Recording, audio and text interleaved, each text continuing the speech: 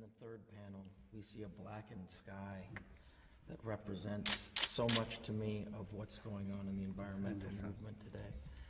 Yet in the back, you have Hieronymus Bosch painting planet Earth when many thought that the Earth was still flat. So it represents to me the promise of the future and enlightenment. And it's representational of your view here as well. I wanted to give you this book as a gift.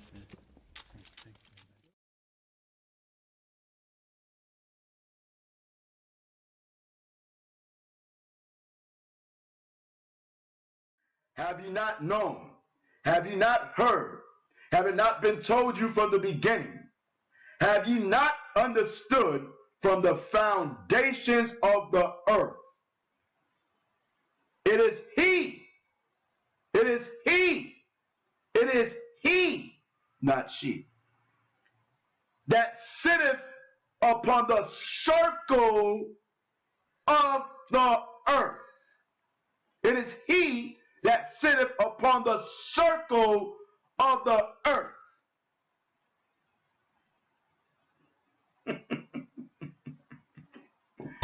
Shalom, I'm out. You are now tuned into the truth frequency. Your protection from deception. This is Truth Frequency Radio.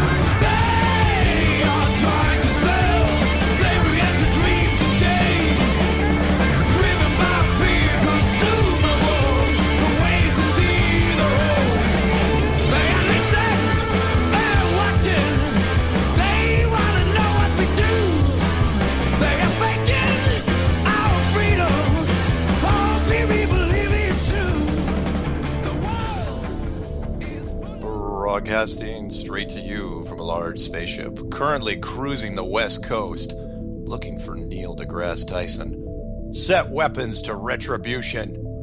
Try dropping that microphone in a room full of flat earthers, Neil. What do you think happens then?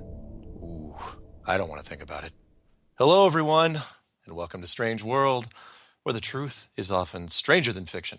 I'm your host, Mark Sargent, the creator of Flat Earth Clues, which propose that all of us are living inside a Truman Show enclosed structure, thousands of miles wide. Check it out at enclosedworld.com or just Google Flat Earth Clues. If you can't find it, well, it's because all the mass media has pretty much broken the internet on Flat Earth. My wingman, great friend, and sometimes psychic for the show tonight is Johnathan from Jersey. What's going on, Johnathan? How's it going, man? I am here and alive, ready to go. Right on. The couple things before we start. Quick shout out to I didn't get any cookies. I got so much crap last week: shirts and candy and incense. I actually got a little vial of frankincense and myrrh. Ooh, I know. Do you know frankincense is the king of oils? It has so many properties. It's amazing. I did not know that, but I've been using it. I put it on, and it smells really unique. Yeah. So we'll see what effect it has on me. Right. But a quick shout out to Max Malone, who made a really interesting video. I can't remember if I sent it to you. He called it, I think, Flat Earth News, and it's not on his Max Malone channel. It's on Max Live, I believe, on YouTube, where he goes off in some standard rants in the beginning, but when he gets almost to the 10-minute mark, he's showing some of the Russian cosmonaut footage.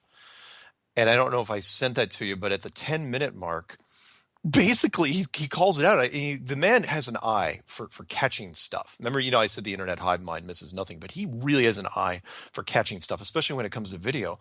Mm-hmm. And he was basically showing, you're never going to believe this. You're going to all of a sudden, you're going to look at this cosmonaut and you realize that you're not looking at green screen. And remember, this is in the 60s. You're looking at stop motion animation. What?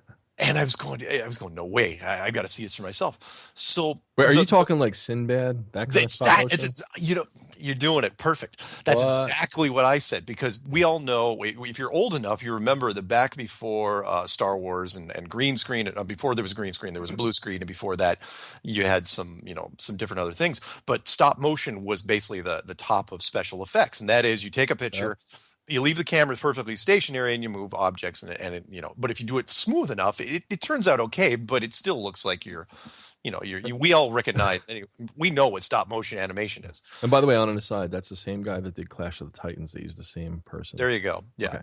Yeah. And you can tell with like the skeletons and the hydras. Yeah. Sinbad was notorious for using it because, you were working with soft stuff usually. And anyway, so this cosmonaut is leaving. Remember, this isn't NASA. This is Russian, and which segues in perfect because I finished watching Cosmic Journey, and if people don't know what that is, before one of the first space movies that was ever made was Frau Mond, a German film, which means woman to the moon. Right? Wait, that's not the one where they went to the moon. They actually landed in the moon's eyeball.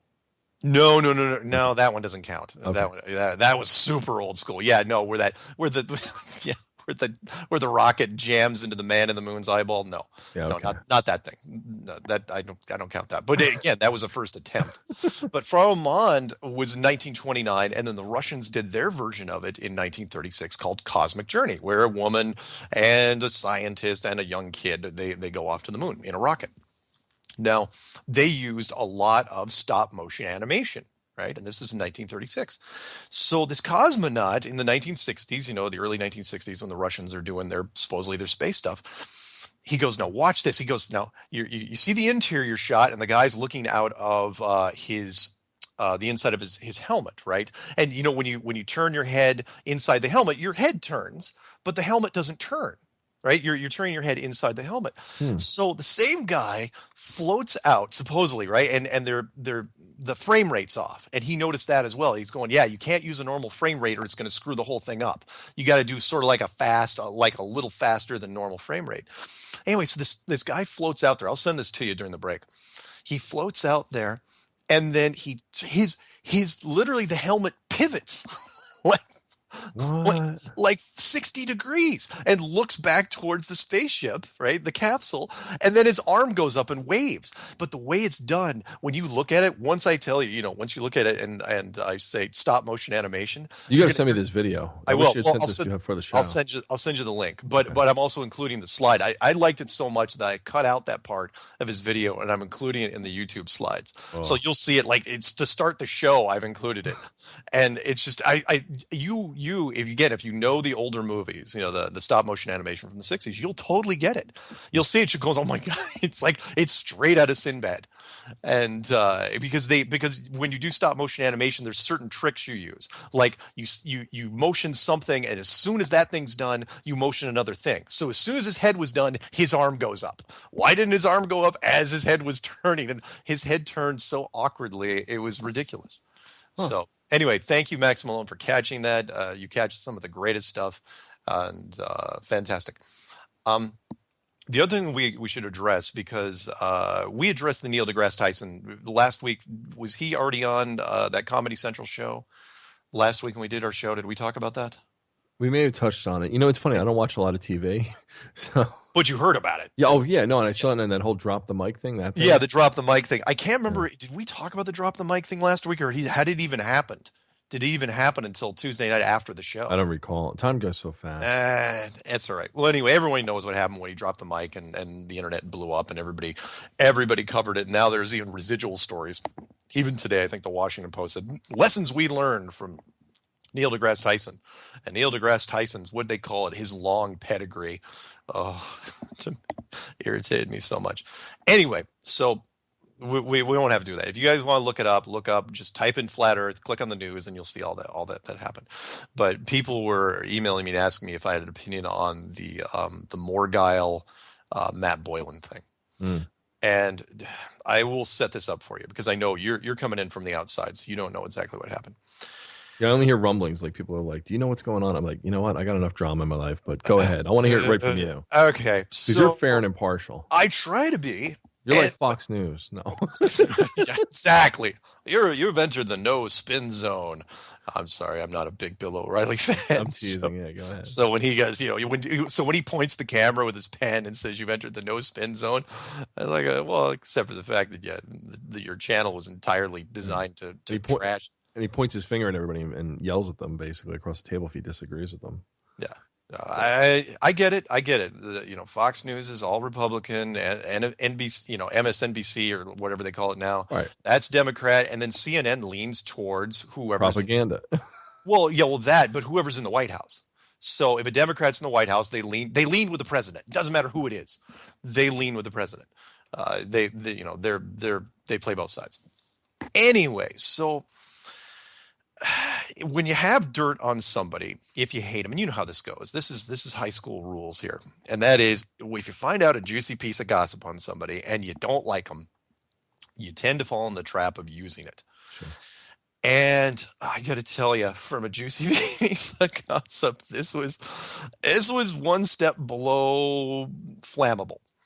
Because everyone knows that Matt's an actor. Anyone that knows Matt Boylan, he is an artist, he is a singer, and he dabbled in acting. No question that if he really wanted, had it been more fruitful for him, he would have gone down the acting path, like a lot of people, because it opens up a lot of doors.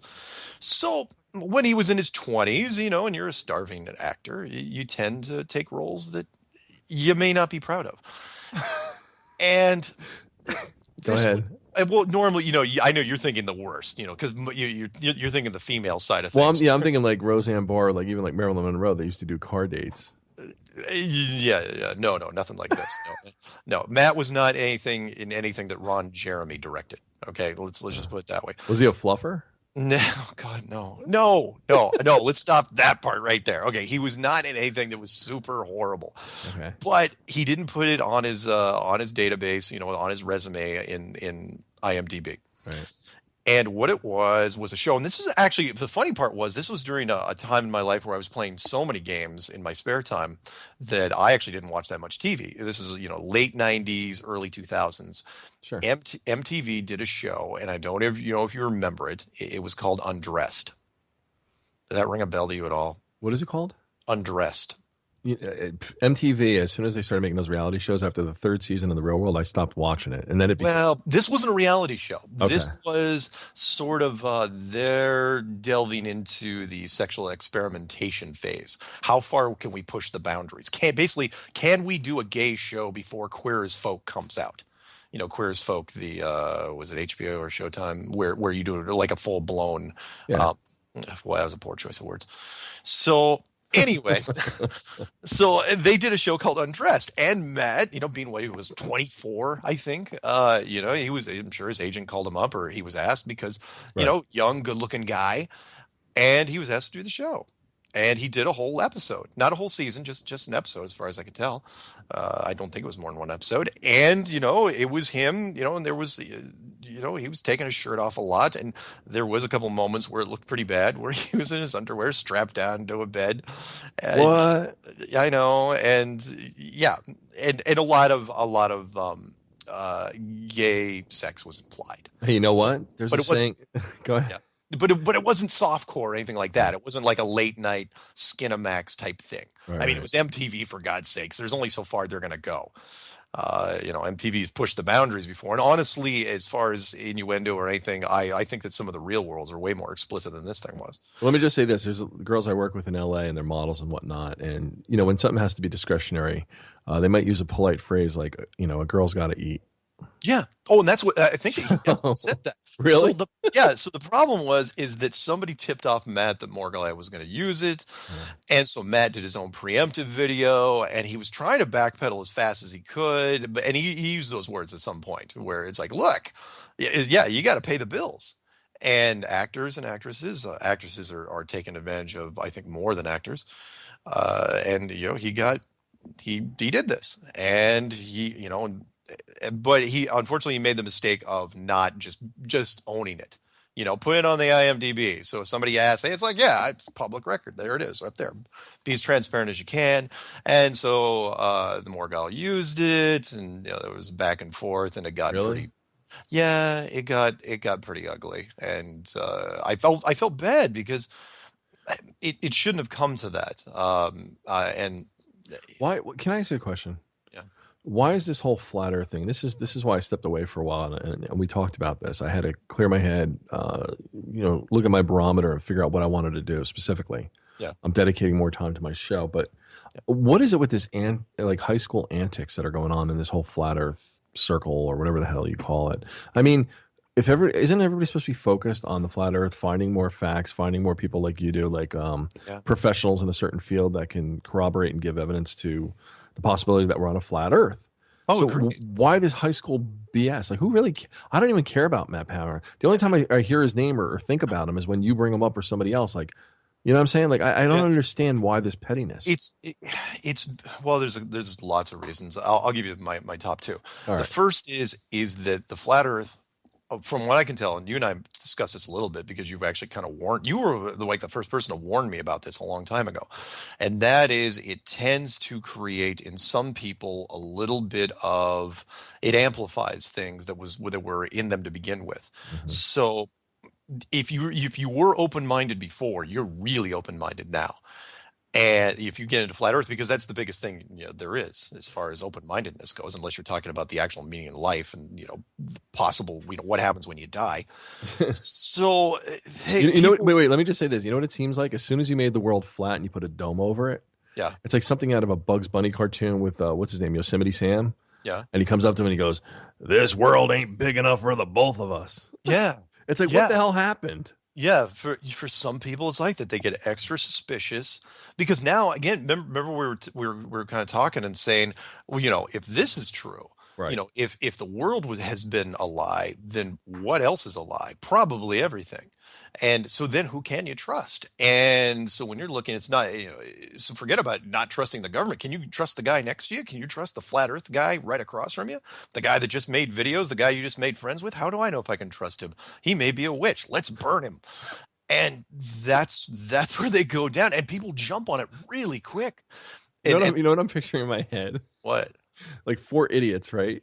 And they're like in a van or something. They're going to like storm some government facility, right? And they're like gung ho anarchists and crap, right?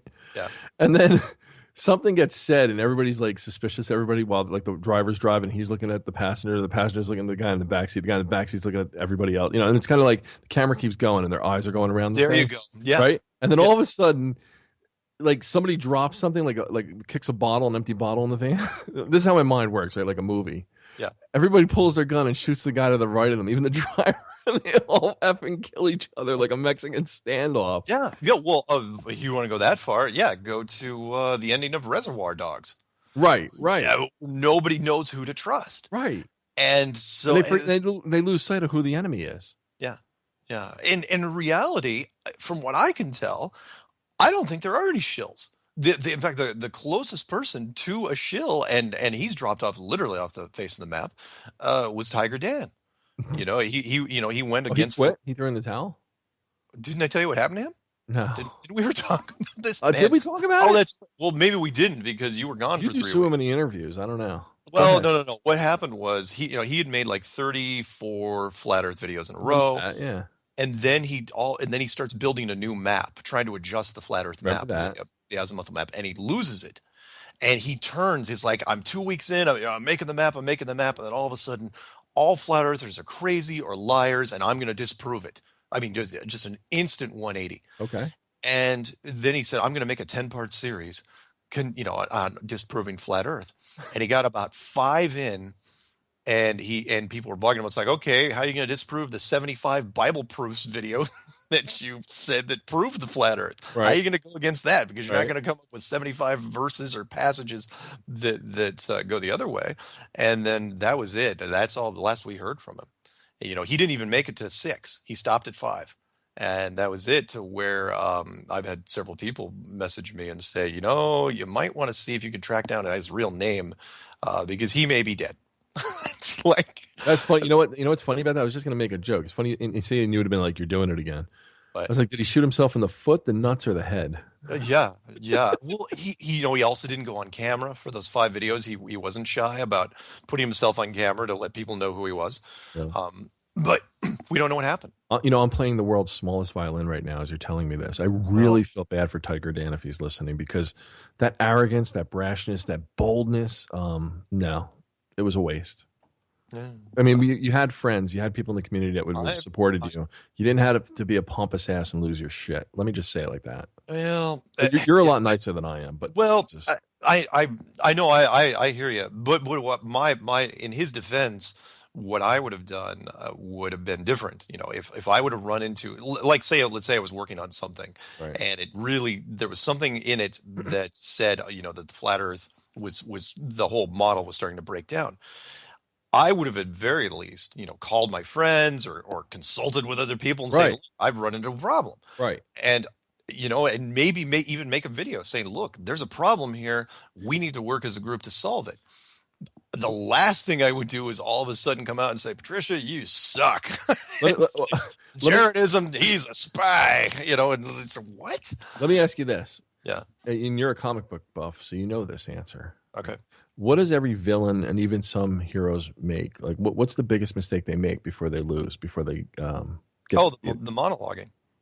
The arrogance, the monologue, yeah, the arrogance. Even the good guys. Yeah, even the good guys. Yeah, generally, the good guys try not to do it as much, but the bad guys do it all the time. That's why they used it in The Incredibles. They always pointed it out. Yeah. And then who's the one who's always like the silent hero, like the one who winds up having all the power, like in spades? It's the one that's the unassuming, the one who's like behind the scenes, the one that the one about. that doesn't talk. Right. Yeah, he's the one that comes in at the end and does wonderful things. And yeah, you're right. And in Tiger's Dan case, I mean, honestly, when I looked, because he literally made it. He said, like part 1 of 10, and then the thumbnail was like a graphic showing 10 boxes. And it's like, how does he know what the 10 are going to be in advance? If he just had a breakdown, I don't think. And why is it such a round number? And why is it exactly double the amount of his 5 videos that prove the flat Earth, where he did a 5-part series? And so people, and he was on, I'll give Patricia credit here, because she actually dug in and looked. It's almost as pathetic as Rocky. It's like they should have stopped at 4 or 5 and it went on to 7 or 8. Well, she was the only person to actually interview him. As far as I think, I don't think Rob Skiba. In fact, Rob Skiba was set up. Rob Skiba on this network, which is TFR. Yeah, I know it, yeah. No, he was set up to do a project, and contact was completely broken with him, and they were both doing the whole Christian angle, the strong Christian angle. But Patricia pulled up a part in the video, and they used it. It was cut up and used in several things, where he was on camera saying, just so you know, I feel so strong about this. If I go and turn against flat Earth, he said when, which was interesting. When I go and turn against flat Earth, it's because I've been tortured, which is so weird. And what do you mean tortured? That's the word he used. I don't know why he said it instead of like I would say compromised, or but I said they'd have to kill me. Torture probably is not going to work. But that's what he said. And sure enough, less than 3 weeks later or something like that? That's bizarre. I know. Anyway, so that's Tiger. And I'm sorry for people that are listening out there who know the Tiger Dan story so well. But you missed all the drama because everybody was giving him. Are we still in the air? Yeah. Okay. Yeah. That's weird. Oh, it's the phones. What happened? Oh, you've got the phones. You pulled in the phones. Yeah. That's what you did. Sorry, I saw the blinking lights on that. No, we're fine. Oh, okay. So anyway, so that's what it was. And again, anyone who's listening knows the drama, but we all were given the benefit of the doubt when he was like, initially did the condemnation thing, and then all of a sudden he does the 10-part series, and we're going, what in the world? And then he even stopped at part 4, and did a special video against Rob Skiba. Whoa. Saying that Rob Skiba's a liar and all this. You guys are supposed to be leading the example for the Christian side of this movement. And Rob, of course, was not even going to touch that with a 10-foot pole. He just backed off and said, okay, you can do whatever you want. But anyway, the point is nobody knows what happened to him. And if anyone knows what his real name is and you're over in England, please drop him a line. Find out if he is still breathing, because he may not be. He may have lost it, or someone may have gotten to him, or maybe when the mass media thing came out, maybe they thought he was irrelevant. Why even finish it if the mass media is already talking about it? Interesting. So anyway, We got a few minutes to the first break, so I might as well preface what we're going to talk about because it's actually in the. I'm sorry it took so long. But we had to cover some stuff, and maybe we'll kind of ramble here for another couple of minutes. Tonight, I'm going to be reading a statement from another military guy. Oh yeah, Who wants to remain anonymous because he is still in the military, as opposed to the retired Air Force officer. The navigation specialist. And this guy's a little different because he is not U.S. military. This is an international thing. He is going to be an Australian Defence Force officer, more specifically in the Defence Signals Directorate. wow. Which is very interesting. So I'm going to put those logos in the slideshow, hopefully. But you guys, you can look those up. It's not.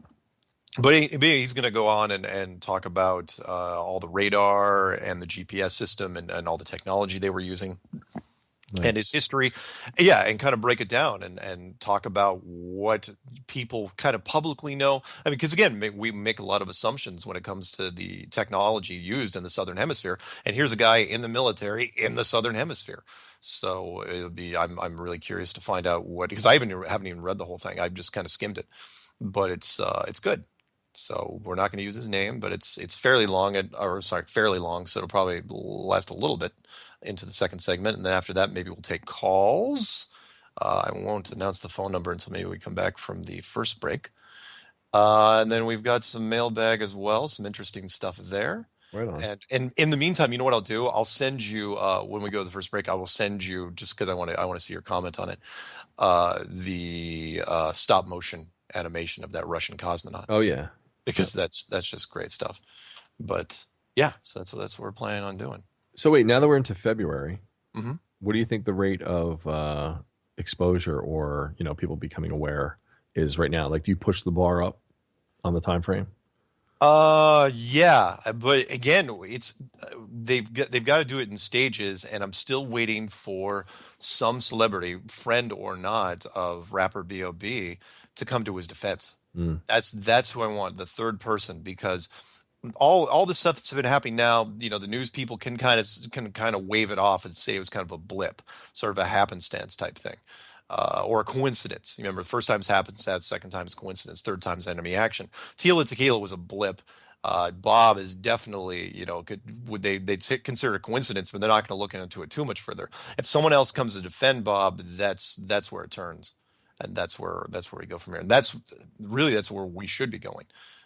Either that or Neil deGrasse Tyson goes on more of the offensive and tries to turn this into, make the flat Earth movement look more sinister than it really is, which we'll go into later, maybe if we have time.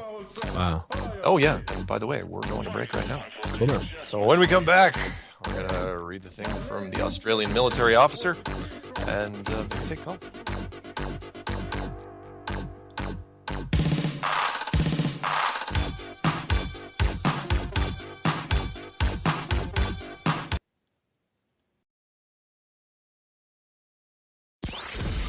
Down the Rabbit Hole with Popeye. Tuesday and Thursday on Truth Frequency Radio.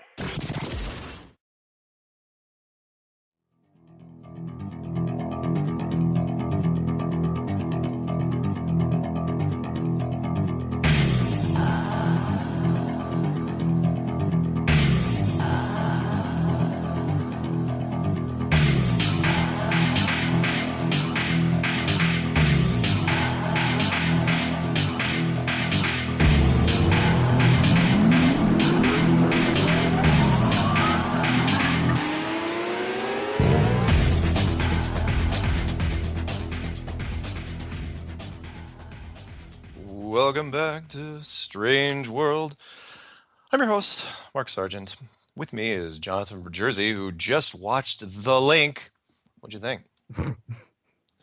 It's pretty damn funny, man. He moves like a G.I. Joe figure or something. It's just bizarre. I know, right?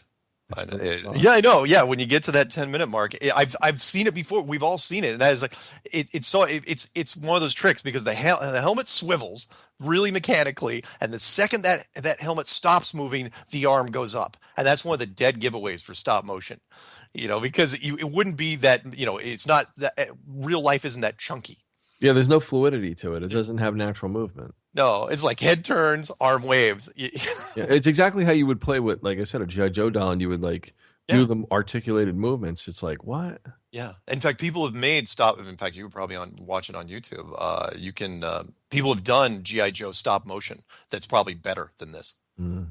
In fact, somebody should make an astronaut figure video to it. But again, the point is with this is that it's not NASA. That's Russia. That's Soviet Union footage. So, which means they were faking it as well. Theirs was even more blatant, which you can see why they gave up. Oh, wait, that was all Russian? That was Russian. Oh, that makes more sense why they were moving like that. Exactly. It's like their music. Yeah. Dun, dun, dun, dun, dun, dun, dun, dun, dun, dun. It's like real mechanical. They were falling behind in the special effects department. They weren't catching. Hollywood was making leaps and bounds, and let's face it, Stanley Kubrick really helped them. Right. The Americans. So the Russians just figured, you want to know why Russia never went to the moon? Because they gave up trying to fake it. Once the Americans decided they could fake it at least passable in the '60s, the Russians said, our stop motion shit isn't going to be able to pull it off. Sorry, I'm not supposed to swear. That's funny, man. Yeah. Hey, by the way, quick comment that came in from a friend of ours. Uh-oh. No, it was just about the Morgile thing, because it was a little comment that says the Morgile actually likes Matt Boylan / Matt Powerland and respects him as somebody who first opened his eyes, and he was let down by his idol. And interesting. So, and to this person, yes, I will send you the Max Malone video when I get the chance. But right now, we're gonna read through this testimonial, which will be added to the testimonial list, and this will be testimony 11, in case anyone's keeping score at home. Who have we done so far? We have done United States Navy missile instructor, U.S. Air Force navigator, U.S. Marine Corps sniper instructor, U.S. Navy submarine chief, U.S. Army artillery radar operator, a flight instructor out of Iowa who owns his own company, industrial engineer specializing in valves and seals, a career surveyor of 32 years, an international shipping expert, and a corporate travel agent. And now, added to that list, and these are all people that are, corroborating everybody else's story. They're all saying the same thing. Nobody's arguing with each other. They're all saying, yeah, from what we can tell, there's no curvature, there's no Coriolis effect, and all the maps are wrong, and the Earth is not round. It is flat and possibly enclosed. So with that, let's go to this guy. Okay, you ready?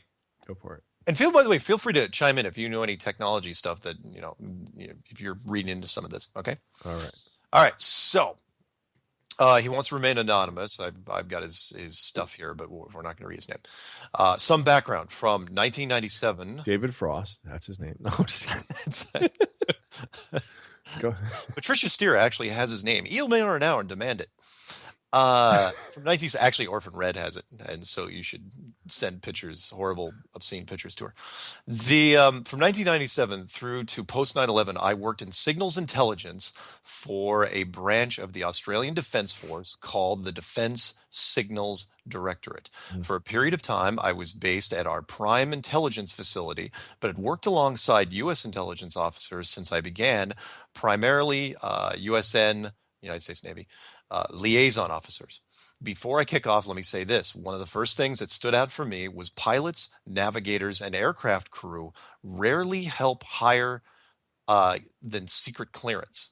Really help higher? Well, whatever he wrote there. The security briefings I attended and supported were levels above their need to know. And when I questioned this, I was told field assets are never given all the facts in case they are compromised, captured. Makes sense. As a result, they are heavily compartmentalized and trust that their mission profiles have been generated with all the facts and really are outside of their operational scope. So when I hear Mark talking to pilots, navigators, and even weapon system operators, this comes to mind. Anyway, post my time with Intel, I joined BAE Systems, formerly British Aerospace, as a senior hardware engineer assisting the design, development, and handover of Australia's first airborne early warning and control aircraft, otherwise known as Wedgetail. Due to my background with intelligence, BAE bent over backwards to bring me in, since one key role of the aircraft was to establish intelligence feeds for our defense analyst. One of my initial tasks was to develop a simulator racks of equipment, which demonstrated how data feeds were pulled and disseminated within the classified intelligence centers. My past colleagues certified the suite, and I was given a chairman's award. I went on to collect one more during my time with BAE and another nomination. My role is detailed in the above profile link, which I'm not going to send you guys because it actually has his name in it. As the project began to wind down, I moved to Raytheon and joined the Air Warfare Destroyer Program, which is our country's first AEGIS destroyer. I have been with them for 7 years and initially joined as engineering lead for the very short-range defense capability. Again, see my link for a breakdown on that. Mm-hmm. Australia has a significantly smaller military than most countries, so we are very good at intelligence gathering and enhancing the engineering of our field assets to identify and reduce vulnerabilities. I have become intimately familiar with my two systems, the Mk-15 Phalanx and Mk-25 Typhoon, and part of my mandate was to find and patch weapon system vulnerabilities. The USN sail in large fleets, so they are less concerned about minor vulnerabilities in systems. We do not have the luxury, so our ship has evolved into one of the more advanced, how do you pronounce that? Aegis ships? Yeah, Aegis. I think Aegis. It's Aegis, yeah. Aegis ships on the water. My systems have been successfully integrated as of November 2015. And for the past 12 months, I have been working as a combat system field services engineer, a team of 4 for 3 $12 billion ships. My role now is to support all equipment through sea trials, which has given me unfettered access to current weapon systems, their capabilities, and a conduit to the OEMs, which has led to many interesting discussions over beers. I know, and immediately I think Foster's, Right. Australian for beer, Which is crap beer, but okay. Really, I'm It's not the absolute worst. Is it? I'm not a beer guy. I drink wine. I drink mixed drinks. I'm not even much of a champagne guy. Anyway. No, they'll tell you. They'll laugh if you say, do you like Foster's? They'll say, are you kidding me? Really? Ask Steven or somebody next time they call in. I suppose they don't like Crocodile Dundee either. I wouldn't know about that. Look up Crocodile Dundee when America was in love with Australia back in the 80s. Anyway, the Typhoon system, for example, has an aerospace top light camera optical system on a ground-based 25-millimeter chain gun. Its active range is to 3 kilometers, but the top light allows you to range much further. When accepting it in Israel, I was ranging targets with the laser at 35 or higher kilometers away, nothing to account for curvature. Our ship uses GPS and as a secondary only. For years, I have been aware that should war break out, the civilian band GPS is shut down and only military band is available. We have military-controlled GPS antennas called daggers, which is DAGRS, which we use as a backup only for our weapon systems when in a war zone. It's recently come to my knowledge that shutting down civilian GPS is done through electronic warfare jamming, not shutting down satellites, which our ship is very capable of doing, as it is the Wedgetail AEW&C I worked on prior to this program, which means GPS is carried on a spectral frequency like radio waves. Our electronic warfare capabilities provide the ship with far superior position location compared to the GPS system. Observations. When I was working in the Australian Joint Intelligence Center, one of my tasks was to maintain SATCOM intelligent feeds and data links. I won't get into detail, but a few things have always stuck with me. Engineers hold higher clearance than analysts. This is because we may be exposed to higher intelligence during the process of gathering data. Logically, to better support the analysts, I was working in isolation of orders and outside my compartmentalization to establish a map of sorts for my feeds and links. This was telling me that all my data feeds were coming from ground-based sources, which I initially translated as the satellites were beaming data to classified ground installations, which were relaying the data to us. All right? The reality, though, was nothing more classified than us. We were the intelligence hub. When confronting my commanding officer about this, I was told I was operating outside of my clearance and ceased any further investigation. And that makes sense, right? Because if you're looking again, you know where this is going. This is straight out of Capricorn 1. It's like, listen, soldier, you're figuring things out too quickly. I suggest you go have a coffee and forget about these matters. It's exactly that's exactly what they did in Capricorn 1, where when the nerd was looking at the data, right? And he was going, this data doesn't make any sense. If this data is true, we're getting the telemetry from somewhere in the desert out in Nevada. That's almost as bad as the press corps, the guy who wrote the script for the JFK assassination. There you go. He didn't know shit from shinola. He didn't know what kind of weapon to pick, so he picked some Italian piece of crap rifle that can't hit the broadside of a barn. And he writes that into the script that Oswald used that. And then it's like, uh-oh. Yeah. You know what I'm saying? Like, it starts to fall apart when you start to read the story, or somebody on the inside says, wait a minute, this can't be. Yeah. Or what if I got one more for you. What if here's a comparison. You remember during the 9/11 thing where that British reporter, that woman reporter, was standing in front of Building 7 announcing that Building 7 had fallen? Right. Oh, yeah, from the BPC. How funny would it have been? I was thinking about this the other day. How funny would it have been, or not funny, but horrible, if she would have been like, if she would have been talking and been like, turned around and like, isn't that Building 7 right there? Well, then it hasn't fallen. Wait. Why are we saying it's fallen? You know, if that would have actually been on the air, right? Even better, the timing would have been perfect. And of course, if it didn't fall yet, right, and you can't blame it on delay or anything like that, then it was scripted. They knew that it was coming down. Period. And I knew coming from my profession, because I was in the time and attendance industry. I knew exactly why they screwed that up, because everybody. I mean, I saw this. I was in the time and attendance industry for. Oh, geez. Wait, what is it called? Time and what? Time and attendance, tracking, time tracking for not time travel. I was in time travel. Don't repeat that. Oh, there's a meme coming up for this one. No, where time clocks. So if you have a factory full of people, you have to have digital time clocks nowadays to track these people. You know, badges. You swipe their badges to go in and out of things, and the software to track when they punched in and when they punched out. That's called time and attendance software. But the point is that because I specialized in that sort of software training, I knew everything about military time versus normal time and time zones. I knew everything about time zones, and everybody screws up time zones. Everybody screws up time zones because most people think, okay, there's Eastern time zone, there's Central, and there's Pacific. They forget about Mountain.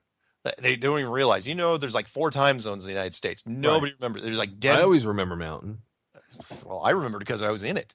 But only because I used to use the TV Guide. Remember TV Guide? Oh yeah, exactly. Yeah, TV Guide. So the point is the British reporter screwed that up. It wasn't her fault, but they gave her too early to read because they screwed up the time zones. Because remember, they had to fly over from London. So when they were setting their watches, when they got over there was some confusion. It's like, okay, you're going to broadcast this now. And they were supposed to broadcast it, 20 minutes after it fell, but instead or 40 minutes after it fell, but they did it 20 minutes before it fell. So they screwed up the whole thing. It was awful. So anyway, the point this is what this guy was doing. He's going, oh yeah, the ground-based radar, the ground-based feed for the data, that's where it's coming from. So let's recap real quick. When confronting my commanding officer about this, I was told I was operating outside of my clearance and ceased any further investigation. This is where it gets a little strange, and none of this has made sense until recently. I was single at a time with a TS positive, top secret positive vet clearance, associated caveats, and willingly signed away my right to travel to some 16 plus countries until 10 years after my highest clearance was deactivated. This sounds like a little extreme, but when you are working in this world, you are very much indoctrinated into thinking you are part of a brotherhood and really don't give this much thought. We had monthly psychological evaluations, and I was meeting their profiling with flying colors each time. Years later, I suffered from depersonalization disorder 5 years ago, which began with night sweats, then the inability to relate to my partner, daughter, and family. This culminated in me being placed on a series of antipsychotics, which degraded my condition further, and a suicide attempt 3 years ago. Oof. I was hospitalized, and somehow the doctors had been given access to my military medical file. When operating at high classifications, it really does not matter if you're a civilian or military. You eat together, work together, deploy together, and it's not discussed. It's this brotherhood concept. My record had multiple instances of resistance to interrogation training, which I had no memory of. clearly traumatic enough to fracture and further compartmentalize my psyche. Post this, I even was seen by multiple doctors, and one conclusion was I had the natural ability to compartmentalize information and, in effect, depersonalize myself, which they theorize is what the intelligence profiling is partially about. Oh, man. Can I tell you something? You just reminded me of something. Sure. When I was in Fort Benning, Georgia, back in 1990, Yeah. I didn't stay in long, but there was a couple of us that went on a bus with like blacked out windows, kind of like prisoners do. Yeah. And they brought us to this nondescript building somewhere on the base. And we went in, we had to like file out, just go right into the building, into this room and take a test. And there were no windows, nothing on the walls, nothing. And the guy comes in, he tells us we're going to take a test and just listen to the speaker on the wall. Yeah. So the speaker on the wall just gives us basic instructions, and we were basically supposed to interpret what we thought he was saying in a foreign language. And I remember thinking, well, I don't want to do this. Like, I'm not interested in being a linguist, right? Yeah. So I put down my pencil. That's the last thing I remember. And then I was back at the base. Wow. I never remember getting reamed out. Like, why didn't you do the test, this or that? I don't remember lining up in the hallway to get back on the bus. Nothing. Nobody said, why didn't you do the test? Nothing. I just remember being back at the base. Yeah. And I think that happens to a lot of people. Well, a lot of smart people, or, people that they want to. So you don't remember some of this stuff. No, and that's the thing. I've never had blackout periods. Like, you hear stories about people that they'll have missing time with UFOs or other things. And it makes me think time and again, like, there really is, it's military workings, and it's like hypnosis. Like when you see it on stage and they make people forget their name or their, spouse or whatever the trick they do if the mind's susceptible. But I've been in altered states since that time, and it always comes back to that thinking, I just want to know what happened for that segment of time. Like, yeah, it's weird, because if you disobey an order, if you're taking a test like you did when you were back in high school, right? The little fill in the dots. It was that kind of test. Don't you think if I refused and I sat there with my arms crossed to Joel Sargent, or somebody would have walked in and said, "What the hell are you doing?" Yeah, I don't remember any of that. Ugh. So when I hear this story, you're just giving me chills. Yeah, and again, I know that I've read many things on it where the military, it's kind of their version of punking you, only it's punking you for real. Where they have to test you. They need to know. Look, if you're going to be in intelligence, they need to know if they can trust you, and if that means putting you in a compromising position, even though it's completely staged, they need to know what you're going to do. And it sounds like he was part of it at some point. Wow. And they said, he goes, in effect, screening for what could be diagnosed as mental illness to exploit for trauma-based mind conditioning. And the rest of this isn't that long. We can finish it before the break. I'm telling you this to help you better understand what comes next. While at work, a few things happened very closely together. Myself and two other colleagues were approached by my commanding officer, a Navy commander, and given a verbal invitation to visit a club and join them for dinner to aid our career progression. Not thinking anything was amiss, the three of us went along after work one Friday night to Lodge Kellerman in Sydney. Of course, realized when we were there that it was a Masonic lodge. Later learning, a very exclusive lodge. We were expected, split up, and invited to our tables for dinner. I can't speak for the others, but my time was clearly an interview, but enjoyable. The 5 people on my table were all senior and influential: the Australian director of NEC, a Coke executive, director of technologies companies. Went back several times over the following weeks, passed my interview, paving the way for my first Masonic degree. Then almost immediately after my acceptance in this club, within 2 days of my interview, I was pulled into a senior officers meeting and offered the opportunity to work at one of our joint remote intelligence posts in Antarctica. It was explained to me that I would need an American green card to work at the base, but it would be fast-tracked. Again, at the time, I did not connect these dots. Looking back at it now, I have no doubt I was being groomed to further facilitate this cultural doctrine. Then fate stepped in. I had been seeing a girl on the side from the UK who had fallen pregnant. She later gave birth to our daughter in the UK. This instigated my leaving intelligence and joining BAE with the mindset of joining a British company to transfer to the UK. A whole nother story, unrelated, but certainly changed my path. And then you're welcome to disseminate this, leave my name out, and cheers, all the best, and thank you for helping me pull the pieces together. So basically, the flat Earth helped him, kind of put, the final dot on an unfinished story of his. Sure. Which was he was a high level intelligence guy. Then he was asked to be a Mason, and then they were going to eventually ship him off, an intelligence officer, down to Antarctica. And because he got his girlfriend pregnant, that was it. Then he had to divert off, and they ended up getting him. But to our benefit, because had he not been in that position, we would have never heard from this guy. So Wow. I know. Wow. How interesting is that? So he wants to be interviewed on top of this or no? I don't know if he's listening now. If he has something to add or a lot of little details, I'd love to talk to him. But he is currently employed, and I don't know. Does he have? Yeah, he still has an active top secret clearance, so I don't think he can actually talk about it that much more. I mean, he's given up a lot of stuff though already. Probably too much for a top secret clearance, because I think lots of people could probably put that together. But you know what gets me? Like people that have top secret clearance and all that, and they're involved, and then they develop, I don't know if it's a conscience, but something along the way, like there's a part of them that wants to get the story out. Yeah. And they're so, like, when you talk to them in private, they might be gung-ho and all this other stuff. And then they get to that brick wall, which is like their tenure or their pension. And they just, all of a sudden, they retract it all back. Yeah. You see what I'm saying? It's like, well, yeah, I discovered this. It's like, and pick any industry, pharmaceutical, whatever. We figured out that we were actually poisoning the population. Yeah. And, even though I have certain religious beliefs or certain personal ethics, when it came down to it, when I looked at my years of service and I saw I was 2 years away from my pension, yeah. I had to throw my hands in the air and say, what am I supposed to do? Yeah. That's all right. Burn in hell. It's okay. Sure, 2 years, no problem. Get your pension. Enjoy it while it lasts. Yeah. Cancer, don't worry about it. You might just, get it because karma deserves, Exactly.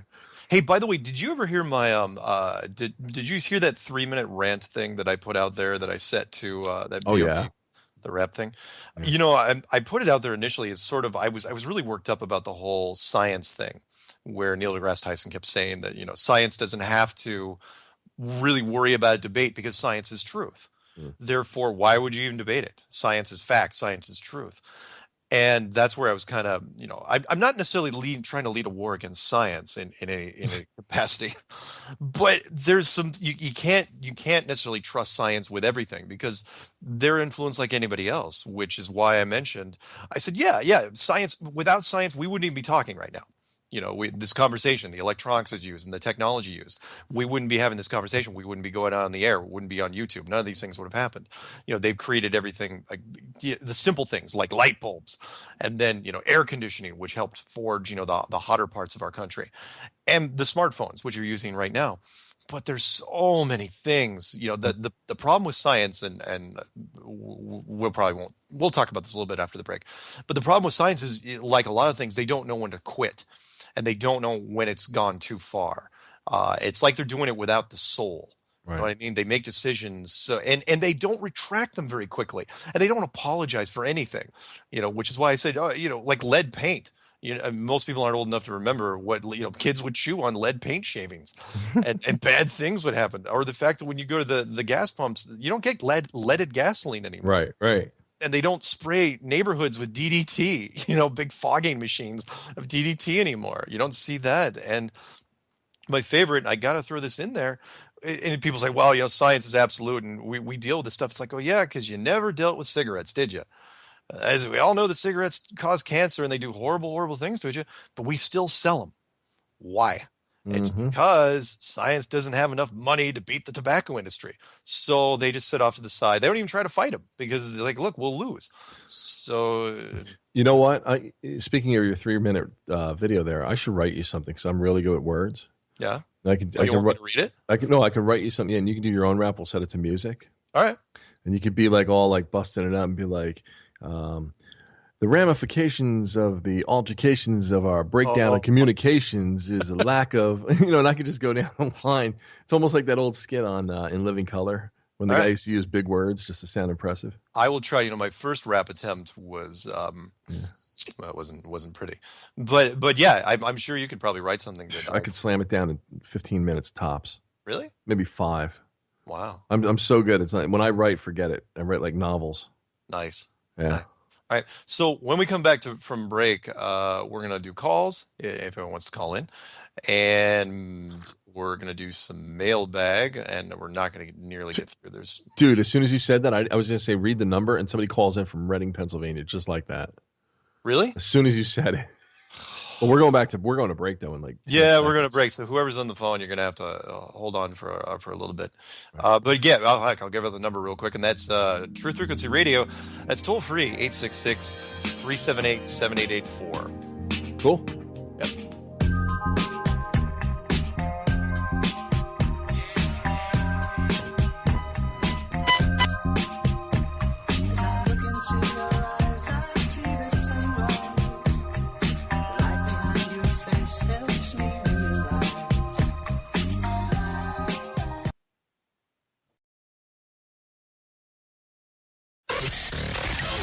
Real people, real radio.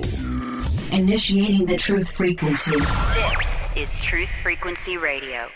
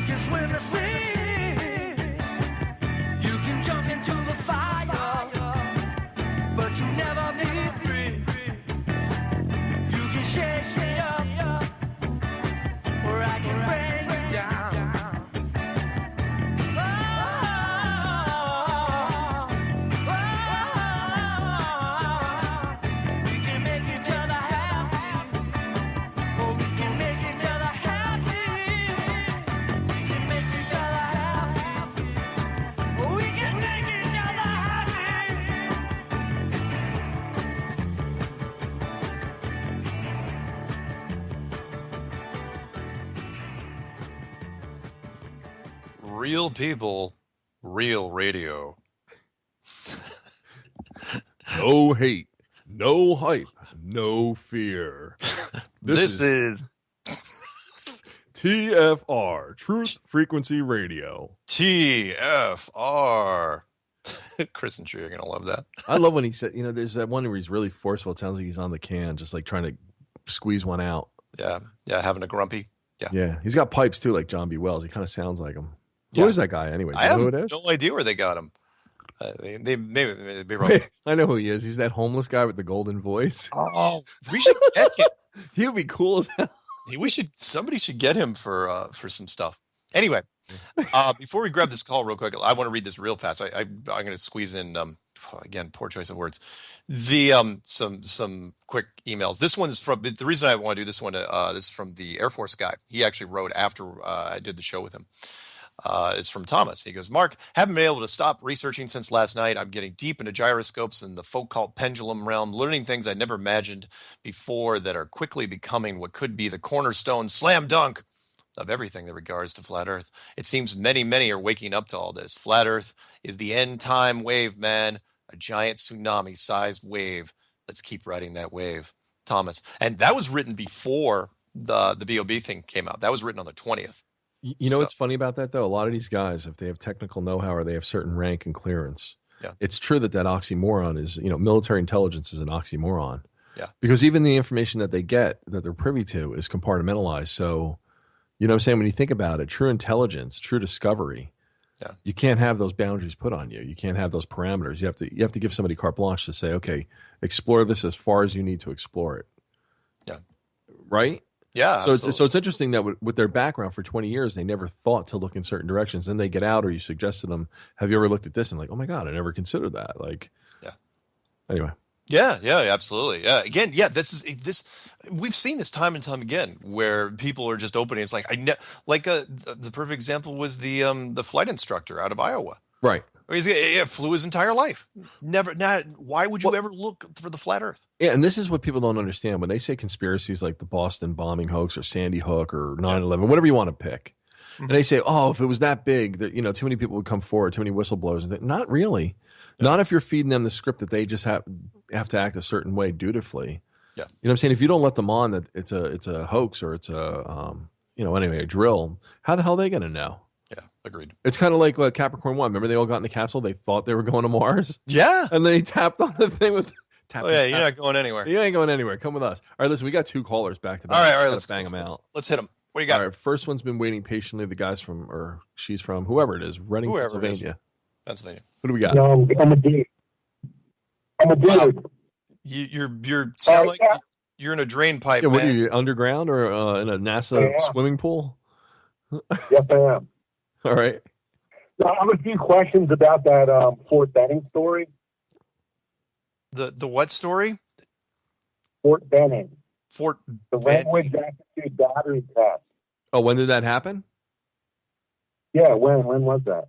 It would have been, I want to say September 1990. 1990. Yeah, right before Desert Storm. Okay, because I was at DLI at that time. I can't make it. I was just wondering, were you in basic or AIT? I was still in basic. They messed up on my, what do you call it, on my MOS. Yeah. Because I scored like a 97 or 98 on the ASVAB and had a bunch of other parameters they were looking at. And so after that, when I didn't want to be a linguist, they're like, oh, have you considered going to crypto? I think it was out in Carmel or Sausalito. Does that sound right? Out near San Francisco? Yeah, well, I was a tanker who was changing in the intelligence. Mm-hmm. So I was like at the Defense Language Institute. And then when Desert Storm happened, I got yanked out of school and sent directly to the desert, the 24th Infantry. So I was just wondering, you're in basic. I'm wondering if they drugged you guys prior to the test. Oh, that's pretty interesting. Yeah, that's weird. I hadn't considered that, but I know we were in Charlie Company and because I was going down there to be an airborne, and they said Charlie Company was one of the hardest, but not that mattered. But like I said, it was really peculiar because they picked us, called us out specifically, and then that bus was like blacked out windows. I'm like, this doesn't make sense. Like, what are we in? We in trouble? Because you're impressionable, 18 years old, you don't know. And I didn't scare for nothing. I mean, I'm from Newark, New Jersey, and I always did my own thing. I'm not a scared kind of guy. Right. But it was peculiar, and like I said, I had missing time after that, and there were other things that happened outside of the military that coincided with ufology and other areas that I was involved with. And I had one gentleman say to me point blank, I'll never forget. We were talking about what was going on at what's that place, Mark, up in Long Island, the one all the way out at the end near Camp Hero? Montauk. So there was this thing. I never talked about this before. Can I tell you real quick? Sure. There was something going on with the Montauk project. There was an extension of it. And it was supposed to be declassified, decommissioned, or whatever like that. And he was getting me involved with some people. And he says, I'll tell you right now. He goes, if you get involved, he goes, just know what you're committing to. I said, what do you mean? He says, exactly. You don't know what you're getting committed to. He goes, here's a phone number. And he gave it to me. I never called.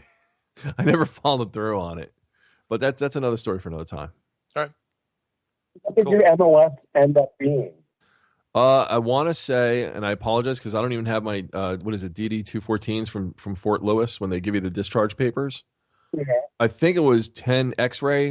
They wound up throwing me right into basic. They wanted to put me on the front lines, and their excuse for breaking the contract was, well, first and foremost, you're a soldier, so that's where we need you first, and then we'll worry about your AIT. Does that sound right? That doesn't sound right to me. I was 10 years Army. So the thing is, though, you went to basic. Did you ever go to AIT? No, because there was something else. I don't want to talk about it on air, but I got out on a health, not Section 8. What is that? Section 9? Is that honorable or just regular discharge? I don't know. Because I wound up getting hurt on my chest, man. There was something that happened in the barracks, and they were screaming. They were reading me the riot act, kind of like they're like, you're a piece of equipment. You can't be doing this, that, and other. So because I got hurt, we were being stupid. We were doing like show off contests, and we had guys like standing on each other's backs to see who could do the most push-ups and crap. And I blew out my. What's that? We used to ride the buffers. Do buffer rodeos. Uh-huh. You get on top of the buffer, the queen would and shine the floor, and then you ride them. Good Lord. Nice. Yeah. All right. Dude. I'm taking you into a sensitive area there. I was just interested. Yeah, no, I mean, I'm not making it up. I just, you know what? I don't have those DD-214s. I don't know where I put them because I moved like several times. I mean, I could always request them again. I think it's Fort Lewis, but what's that? I mean, it's just crazy if you're saying they yanked you guys $300, took you to a facility and just gave you the language battery without the crypto tabs. Right. It was just all audio, right? And you went to sleep, didn't you? Yeah, and they left you alone. Yeah, I remember hearing the guy's voice, and it was like Farsi or something like that. It was Arabic. It was like, and it almost like in a lull. And I remember putting down the pencil. What's that? Yeah, it was actually a made-up language. Yeah, it didn't even sound like a real language. They said you're going to try to. What they wanted you to do was listen to the inflection of the voice that was coming through, and then try to identify what he might be saying based on the inflection. That part I remember. Yeah, I was an overly intelligent tanker, and I like maxed out all the Intel tests. And then they gave me options of what jobs I wanted. Right. So then I chose, intelligence analyst with check training.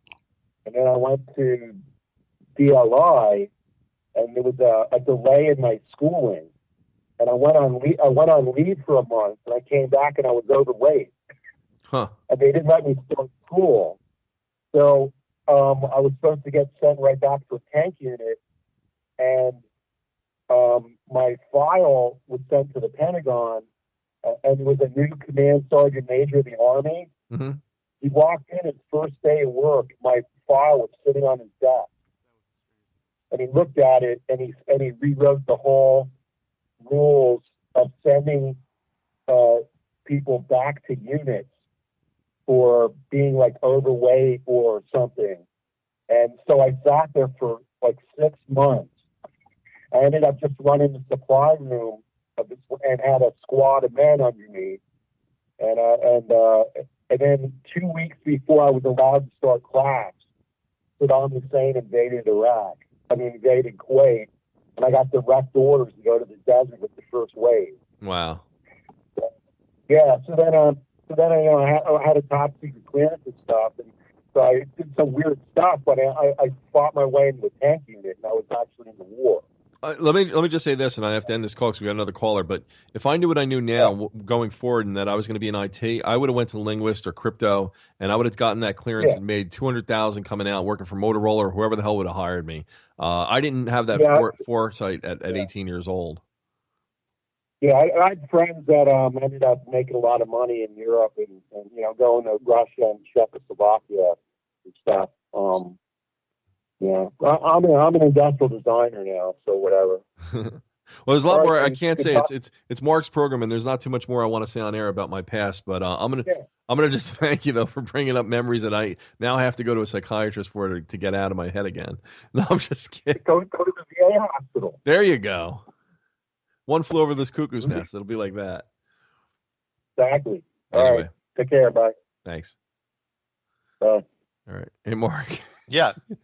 I'm traumatized now. I'm having flash. I know. You're hearing helicopters now, aren't you? That's like somebody calling up and say, "You want to talk about your mom on air?"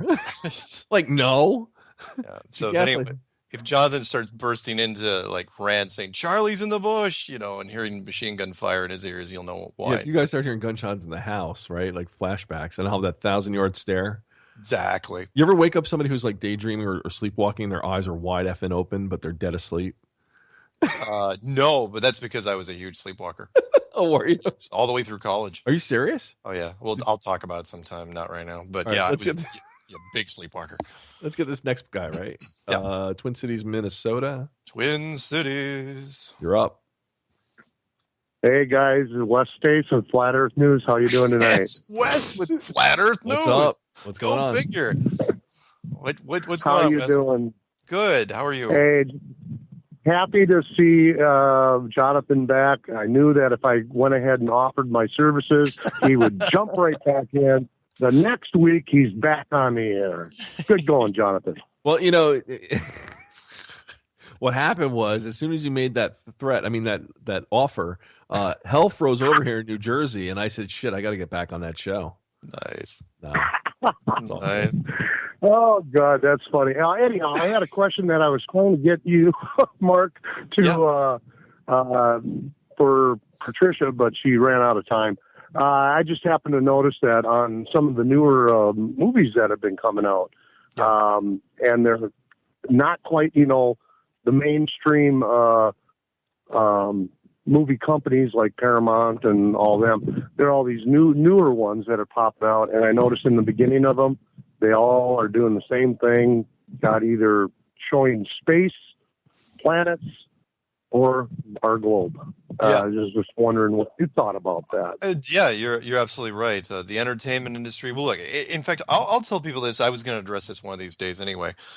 Everything that's come out really since 2015, I'm counting that as reactionary to what the flat Earth movement has been doing. And some people, in the media, be well, that's way too arrogant to say. The flat Earth movement isn't dictating anything. And I say absolutely it is, because the amount of stuff that's been happening in both NASA and mainstream media. Look at NASA real quick. I'll just run it down.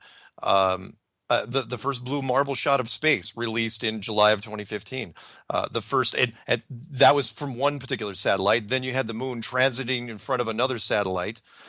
Then you had a third satellite that was supposedly going over the moon. That was taking high-def pictures, only single shots.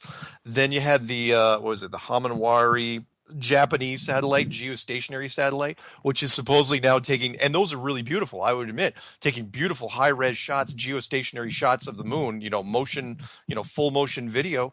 But it's like, look, if it happened in 2015, that means you just put it out there. Why all of a sudden this big influx of things that are showing the Earth from space? And don't think for a second also that The Martian, with Matt Damon, why is that nominated for an Academy Award? And looks like it's going to win some. I watched that movie. I downloaded it, watched it. It was literally just an extension of Mission to Mars with Don Cheadle and Gary Sinise and Tim Robbins, if I'm not mistaken. And why is this movie nominated for Academy Award? It wasn't like Interstellar. This movie was not that great. In fact, I think it even won like a Golden Globe for Best Comedy. Yeah. So you're absolutely right. They're doing a lot of stuff, and don't think for a second that the revival of the X-Files for that 6-part series. Why did that come? I know, that's another thing. That's another thing I was going to talk about. Yeah, X-Files has been dead for 13 years. And then all of a sudden they revive it for a 6-part series, and during the first 2 episodes, the week of the first 2 episodes, rapper B.O.B. comes on with the flat Earth thing, Neil deGrasse Tyson does his thing. And then this week they're still absorbing that. Who knows what's going to happen during the final week next week? Why are they redoing it? It didn't. Why didn't you do it 5 years ago or 3 years ago? Yeah. So, anyway, I wish Dan Aykroyd would pop out. That would be really cool. Oh yeah, he would be a good one because he's a conspiracy guy. Yeah, he'd be great to talk about that stuff. But I still love the inside joke that I don't think a lot of people get, which is the show intro for Jeranism, which is that line that Dan Aykroyd said from the movie Coneheads, where he laughed. He goes, astronauts to the moon, right? And right. That was, when they were joking, that was a little inside joke where they were laughing that, they were laughing about it. No, they weren't just like making fun of Earth technology. They were saying like Earth people sent astronauts to the moon, whatever. And it's a great inside joke. I love it. Yeah, it is. I mean, I see so many. I'm catching more and more stuff on older movies that I've watched and loved in the past, and sometimes it's even bearable to try watching them anymore. But it's Don't worry, man. It's going to come out. The mainstream is absorbing this thing right now, and again, I'm waiting for the third person or something. Something in the entertainment community is going to change this. I know it is. Yeah, I hear you. All right, guys. Well, I'll take care, and I'm glad to see you're back, Johnathan. Thanks, buddy. I'll talk to you soon. All right. Later, guys. Bye. Right. And by the way, Mark, real quick. Yeah, that was Wes from Flat Earth News. Yeah, what? No, I said 10X. I meant 10P, but it's 18X. It was the course for special forces. Like you could recruit in on that option. Yeah. And then you're at least given the opportunity to see if you can make it. So it goes by way of basic, advanced. Then you go. You're at Fort Benning, Georgia, for airborne training, and then you go that route. So most guys, I guess, don't make it through. What is that? SOPOC, Special Operations Preparation. Yeah, is the hard part, but that's why I was going that route. Yeah, you're really telling them too much. at this point. Oh, I'm sorry. Well, no, I was the last caller. I didn't want to sound like an idiot. Oh, no. I'm just saying we're on air, man. You don't have to. See, the more military stuff you throw in there, the more you're probably going to end up hurting me. I don't know what we're talking about. Where did my head go? Exactly. Johnathan, I don't. Who are you? Is this a crank call? No. Sorry. Yeah. Well, you can remember because we used to joke about that stuff. I know nothing. I worked at all big corporations without a college education. I don't know how. Oh, wait. I told you about that guy who came in, right? My client last week? Yeah, but let's not talk about that. We won't talk about that at all. Let's not talk. No, that's probably a bad idea. Let's read a couple. Do we have any more calls or can I read a couple of emails? All right. So Matt Taylor, don't talk about that. Matt Taylor calls in or writes in and says, "Hey, I just felt like I had to take a little time to thank you for opening my mind to the lie we have been told. Thank you, Mark. Hope you continue what you're doing, Matt." Thank you, Matt. Some Russian guy writes, I can't read this. And I got to tell you something after this. Okay. Blah, blah, blah, blah, blah. Nope, not going to read that. Let's see. Barry, measurement. Barry writes, Mark, congrats on the amazing work. We still got time. You were doing with the geocentric Earth model. My name is Barry Begley, and I'm a retired electronics technician with a keen curiosity for all things electronic and mechanical from about 9 years old to present day. The part that turned me on was not the curvature, or rather lack thereof. Measurements not correlating with the heliocentric model. The reason, Mark, that I'm writing to you this day is to request a definitive experiment that with your resources could possibly be orchestrated. I realize you had an interview with a retired civil engineer on your program. What if he could be contacted and asked if two more like-minded, credible surveyors that he may even be aware of could place three transits, preferably several hundred miles apart, and the same moment in time sighted in the moon? Each of the engineers would have their own exact locations in longitude and latitude. They would each have their own respective azimuth and elevation measurements while sighting in the moon from their own locations. Would those measurements not yield the necessary base information to triangulate and thus calculate the distance to the lunar surface? Would it not be very interesting to learn the distance may very well be magnitudes different than what NASA and the like are telling us? Thank you for your help. Continued success while you search for the truth. Yours, respectively, Barry Begley. So thank you, Barry. Yeah, very, very possible. Again, we're going to figure this thing out eventually. It's just a question of time. By the way, did you listen to my program from last week? I listened to part of it, but then I got sidetracked with with the infighting. That's all right. There are too many. But I will. I did listen to part of it though. You know, it's not until like the second through the end segments. Like I was talking about Kundalini and awakening, and I don't know if you heard any of that. Nope, I hadn't gotten that part yet. If I seem a little more amped up or more concise or more on point, if there's less ums and ahs and all that good stuff. No, I think you're way clearer than you used to be. Yeah, well, the reason being is because when you raise the Kundalini, it clarifies everything in your body. It's like taking, you know, that movie Limitless. Mm-hmm. It's exactly like taking that pill. Wow, I'm not kidding. I really love that movie, and it's now a television series. Yeah, it is, and it's pretty good actually. But if you gave me like what you're reading in a mailbag, I could read it like without one mistake. It's just like what happens is your mind gets out of the way of your body, and vice versa, and you're able to do absolutely anything. For instance, I got to tell you this real quick. Sure. I went to the Zen Den, and this girl was there, and you know the end of the yoga class was happening. I said, "What's going on?" And she's like, "Oh, I have a flat tire." She goes, "I don't know if I should call AAA. Like, can you help me?" I said, "Sure. Show me the car." I did her jack. I did the tire and everything in under like 4 minutes and 27 seconds. It was just like really precise action. Christmas Story style. Yeah, it was like timing, and they're laughing. They're like, "How are you able to do this?" It's like, well, I have like that NASCAR sound going in my head, like, you know. And they start laughing. And I said, no, actually, I said, this is what happens when you raise your Kundalini. Everything is exact. Like you don't get in your way of yourself.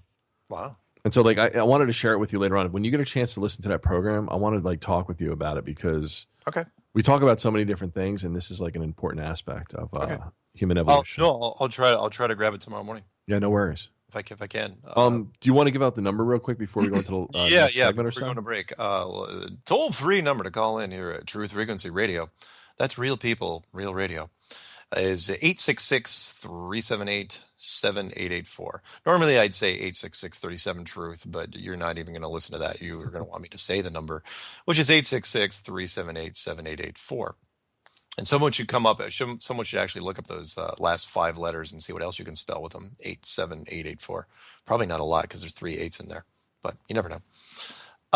Jennifer writes, "Hey Mark, thanks for your video about the flat Earth. It was very bold of me when I watched my first flat Earth video, but I gotta say, it really makes sense. The implications are mind-boggling. It sure is hard to imagine the kind of person who would construct such a lie. What a strange world we live in. Regards, Jennifer." Thanks, Jennifer. Moving on. Let's see, do we have time? Yeah, we got time for one more. Greg from New Zealand writes, "Hey Mark, my best buddy is John Eisen.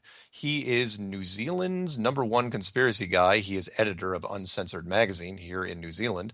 This magazine exposes all the conspiracies. John thinks I'm crazy believing the flat Earth. Today he sent me this." Basically said that flat Earth is crazy, a link. "And John is publishing an article debunking flat Earth. I think half the so-called truth movement thinks it's a psyop, but I do not. I think it's high time for night balloon launches. Why has this not been done? What happened to Jeranism's multi-nation balloon launch? Cheers, Mark. You have done and have been doing good work." Greg from New Zealand. And again, that's really, really interesting. We'll end on that before we're going to the break, which is you've got New Zealand's #1 conspiracy guy, right? The editor of Uncensored magazine. Who knows how many conspiracy magazines there are in New Zealand, maybe just one. But the point is, the editor of the magazine itself publishes everything he can. Lizard people are real, and there are child abductions, and Bigfoot, had Loch Ness Monster's baby, so on and so on. When he was told about flat Earth, he waved it off as being crazy. And again, that shows you the conditioning. No other conspiracy is treated like this. Sure. No other conspiracy has that much universal response. So when I say, look, everybody thinks it's crazy. Everybody starts out in flat Earth trying to disprove it. You got to wonder why. Because no other conspiracy, every other conspiracy, there's a percentage of people out there that say, Loch Ness Monster? Yeah, I buy that, without even batting an eye. Find somebody, though, that goes into flat Earth, if I was going to say fat Earth, goes into flat Earth with saying that, yeah, they totally buy into it. There's been so few people by comparison. The ratio is way, way down. And the lack of people that are accepting to it right away, that should tell you something. The lack of acceptance. So. Right on. Yeah. So one more time, let's give out the number before we go to break, and that is 866-378-7884. Check wallet for his name. His face is in the muck. I think his zipper's stuck.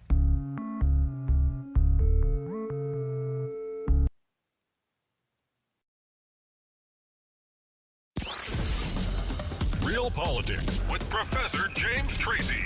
Mondays on Truth Frequency Radio.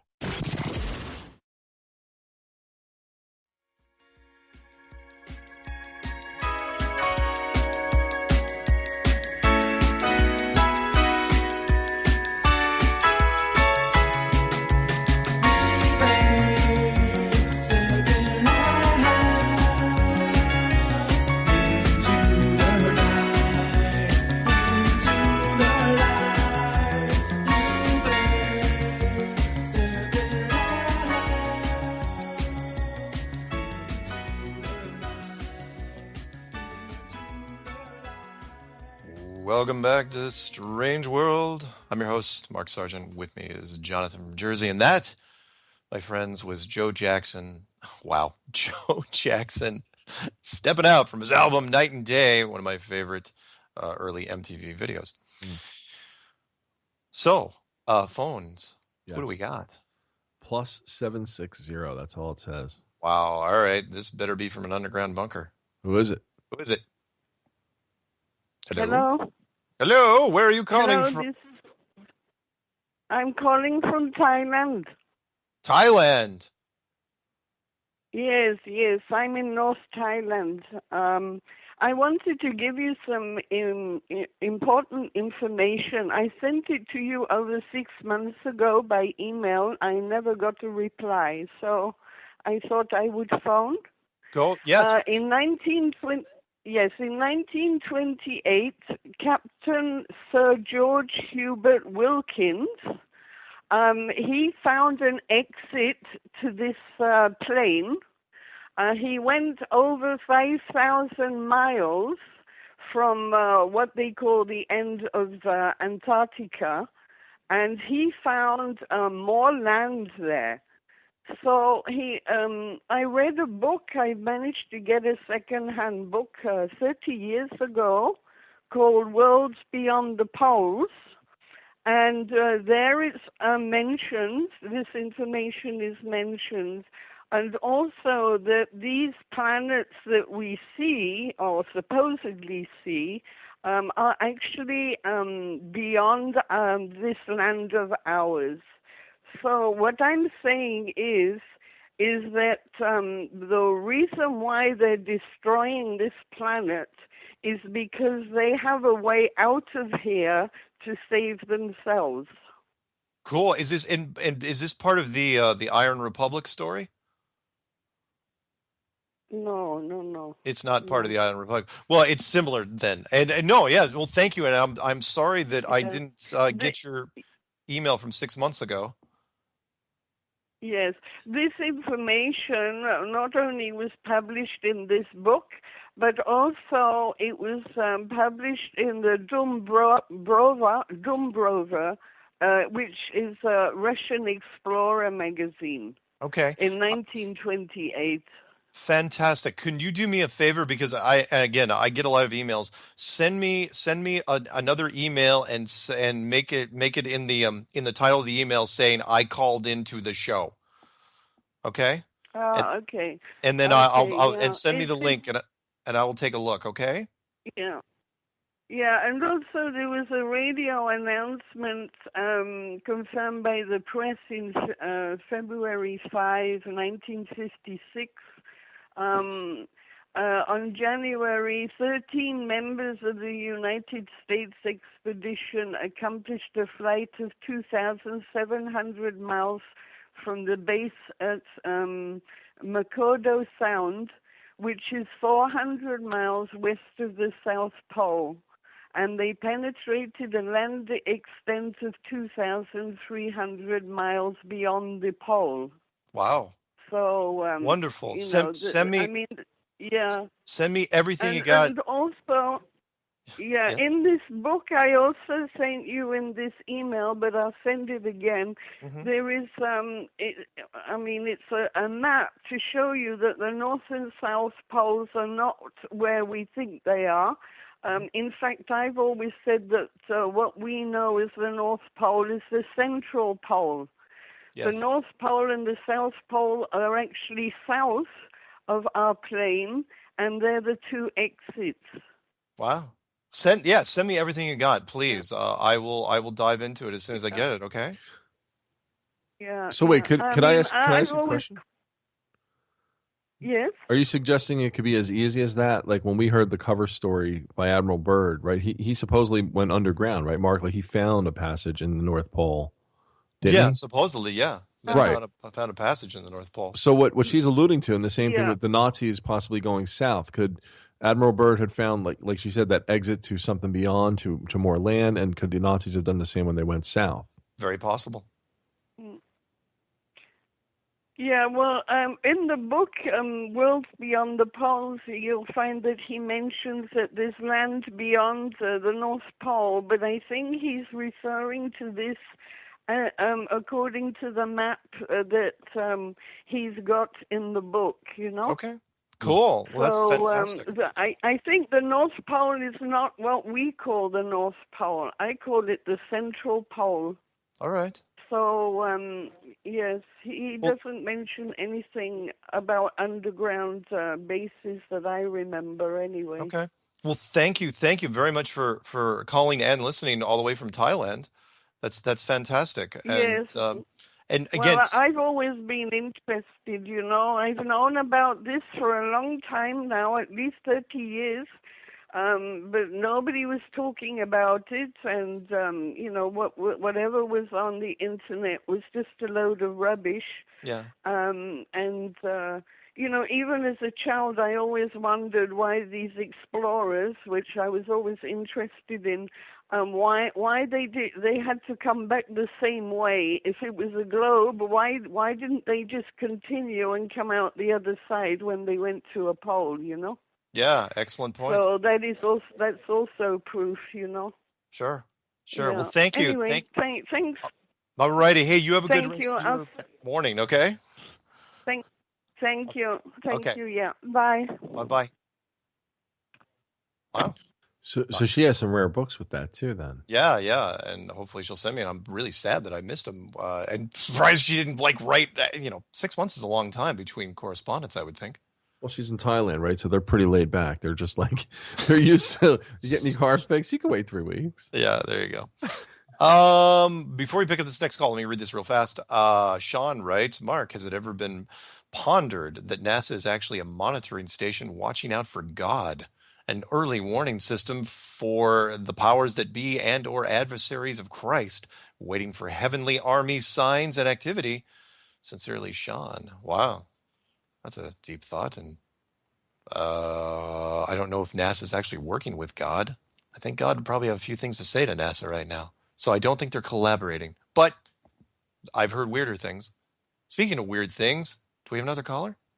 Let me look at the dash. Not yet. No? But now that you said it, you have that magic quality. You'll just be like... Somebody just popped up? No, not yet. Oh, okay. Well, let me write off the number real quick. Yeah. Toll free, 866-378-7884. Call in now.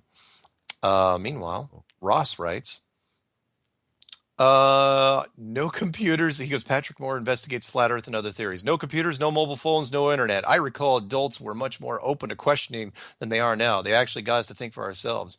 I had no idea Patrick Moore was so open-minded or outspoken. In the day when independent thinking out loud was allowed and you were not labeled or called a conspiracy theorist just because you questioned the status quo of things that your government or schools said. Opinion by Ross. Thanks, Ross. Sometimes I get those. Nikolai George writes, he's kind of late to the flat earth thing, but he was collecting episodes for shows that are kind of talking about flat earth or flat system. He goes, list I came up with so far is this: Stargate Atlantis, season 2, episode 12, Stargate Atlantis, season 3, episode 20, season 4, episode 1, season 5, episode 20, Stargate SG-1, season 10, episode 20, Star Trek Voyager, season 6, episode 1. Remember when I said that nerds will absolutely scour everything? The Outer Limits, the remake, 1995, season 3, episode 17, Outer Limits, season 7, episode 3, Under the Dome, of course, the TV series that I think is still going, The Giver, the movie, 2014, and The Signal, 2014. These are just a few that pop into my mind when I try to entertain the notion that we live in a flat earth under an impenetrable dome. I hope you find these episodes and movies at least entertaining, if not helpful. With respect, George. Yeah. So you're saying the nerds are always on top of everything? Yeah. Most of the time when I tell you something, it's because somebody's already written me. There's already emails in my box, usually first thing in the morning, and they're dead on. It's like, hey, did you see that? And it's great because they'll send it to me and they'll say, did you see this? And I look at the original source. The original source is 20 minutes old. It's like, no, I haven't seen this yet. All right, let's see if the nerds are listening. They can call this one in next week. Maybe you're a nerd. You'll understand. Ready? Okay, go. When you said about setting your phasers to what? Stun against DeGrasse Tyson? Oh, my phasers are going to be set to retribution. Oh, retribution, that's it. I was going to say, why not just use a Varon T disruptor? Okay. Is that too obscure? Nope. Varon T disruptor. Don't even tell me you know what the hell I'm talking about. Do I know? Yeah. I'm not going to say it on air because I want people to guess for next You week. really know? No, I don't. Okay. Honestly, I don't. I'm not even going to type it in because that's what people will do. All right. They'll try to find it. Anonymous writes, hello there. I was wondering what exactly are the stars? And you got a call, by the way, so when you're ready. Okay. Are there other worlds like ours? What is Polaris and why is it in the center? What are the stars? They could be a great light show, or they could be sentient beings, for all we know. And why is Polaris in the center, at least in the north part? It's because you need to create the illusion of a globe. Remember, the people, or beings, or the divine power that created this world also wanted the globe to be created at some point, the illusion of the globe to be created, so that we would keep acting naturally and keep making decisions on our own without worrying about looking over our shoulder. It's my opinion, but I'm sticking to it. Caller, who's our caller? Go grab him. It is, don't know, but we'll say. Caller, you're on the air. Good afternoon, gents. It's Steve from Australia. How are you? Hey, we're all over the place. Thailand Mark, and Australia. how are you, man? Hey, man, I'm fine. How are you? You can't do an American accent on your own American accent. I know. Wait, hold on a second. Wait, ask him about Foster's and about Crocodile Dundee. Do you realize Foster's is the worst beer in existence from Australia? Well, everybody hates it here. I told you. Australia is blessed with many, many beautiful craft beers with microbreweries in every second suburb. And, we're spoiled for choice. Foster's is shite. They should make a remake of that commercial and say, Foster's, it's Australian for a-hole Americans who think it's good beer. It's Australian spelled piss. Nice. So what's on your mind, That's man? it. This is Mr. Tomorrow, by the way. That was it? No. I didn't call up to talk about beer, don't worry. What I wanted to bring up was humanity has a very funny way of thinking, right? We all love interesting, unique milestones, such as adventurers that like to go to the most westerly point of a continent, or they like to be at the equator at noon, at the equinox. We like those little things, right? So one thing that I think I have never seen any footage of, and you would think it would be everywhere, is someone doing a 10-meter circumference around the North or South Pole, going through every single longitude line. Because, hey, that's a cool thing to do, right? Instead of actually going on one single longitude line to the South Pole, no one's walked around and gone and walked through every single one and being close to 90 degrees. Like, that is a cool little thing to do, right? But, hey, no one's ever seen it. No one's ever done it. Everyone's got a different strange longitude line on their GPS, quote unquote, when they have a picture of it at the South Pole. So it's just such a strange thing people need to question why we haven't seen something like that. Because, hey, if I go to the South Pole, I want to do something fun like that. Yeah, like it. The other thing I wanted to also bring up too, and this is something that I haven't seen anyone talk about. I haven't seen Tiger Dan talk about it because this would bring him back into the flat Earth. I haven't seen Jaron talk about it, and I reckon he'd be into it, is the fact that there are stars that are in everybody's own particular sky that they can see that are around 365 days a year that do not leave the sky. They move across the sky north to south, but they don't leave the whole sky. Now that just puts a big, massive fat hole in the heliocentric model, because that is impossible. Because at least at one stage of the year, that particular star constellation will be in your day sky, and at the other side of that year, it'll be in your night sky. So if you see it all year round, bang, goodbye heliocentric model, you are done. It is flat, and the sun circles around us. So keep that in mind, everyone listening. Have a look at some of the constellations in your own sky. Excellent. Good analysis. That's what I'm thinking about at the moment. I'm thinking about proofs, things you can actually tell someone to look up and think about. Because telling them there's not a curve, telling them to look at the horizon, that's a little beyond a lot of people's imaginations. Yeah. And if you can tell them there's something tangible in the sky that they can view at one night in December and then one night in July and still see it, there's got to be questions there. Excellent. Right on, man. Thanks, gentlemen. Hey, Buddy. always enjoy the call. Thanks, buddy. Bye. Talk to you soon. Right on. Cool. Yeah, Australia. There you go. My favorite new test, of course, is the easiest one right now, which is the moonlight test, because I've just seen it more and more. And Wait, which one? Not the cold hot thingy. Yeah. That thing's still around. Oh, dude, Come on. it's still going. Rob Skiba had a guy. Oh. You never watched the beginning of our last show. What are you saying? Like you can melt ice cubes in the shade of the moonlight? No. They had a good old boy though with a point and click. Not one that you put in your ear, but a kind of an industrial one. I think it was made by Centec, and he just sat on the ground. Sat on the ground. He goes, "Look, I pointed at the ground here in the shade. Pointed on the ground there. Took all of 10 seconds to do. Not even that." And it was in half moonlight, and even in half moonlight, it was like 8 or 9 degrees. And he goes, in the full moonlight, it's up to like 12 and a half, 13 degrees, and you can do it. And he goes, it works every time. Wait, in the moonlight it's warmer, or in the shade it's warmer? In the shade it's warmer. It's the opposite. The opposite of what happens in the sunlight. In the sunlight, we all know it's 100 degrees in the sun, and it's 90 degrees in the shade. But in the moonlight, it is, we'll say, 50 degrees in the moonlight, and it's 60 degrees in the shade. It's reversed, and it can't be, because the moon is supposedly reflecting some of the sun's rays. So at the very least, it should be slightly warmer or even neutral, barely noticeable. But it's the exact opposite. And you were on the show with me when I told people, because I'm going to take credit for this, where I said, what would be fun if you take a magnifying glass to the moonlight? Does it even get colder? And sure enough, that's what they're showing. You take a magnifying glass to it, and it even gets colder, and because you're magnifying cold light. I know it is weird, but it breaks down. So wait a minute. What if this is like cold fusion? Like, what if the sun is fission? Right? It's fission, isn't it? Fission, the sun.